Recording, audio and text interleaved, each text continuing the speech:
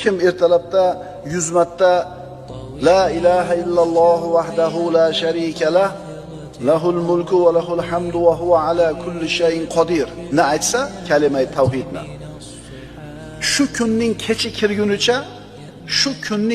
kirgunicha shu o'qigan duolari unga shaytondan himoya bo'ladi, panoh bo'ladi degan. Ayta olmaymizmi? 11 minut 12 minut vaqt ketadi. Mashinangizni qizdirib katta ko'chaga chiqquncha aytib bo'lasiz. Bu kalimani deyarli hammamiz yoddan bilamiz, ammo beparvomiz. Uydan chiqishda aytiladigan duolar bor, o'qiladigan.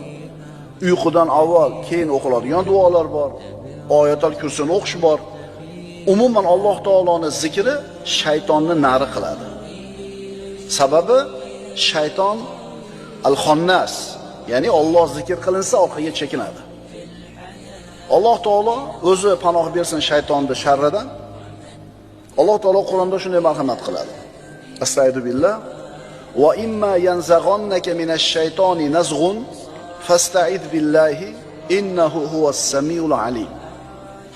Agar sizni shayton tomonidan biron vasvasa yo'ldan ozdirsa, u holda Allohdan panoh so'rang, zero u eshituvchi, bilguvchi bo'lgan zotdir.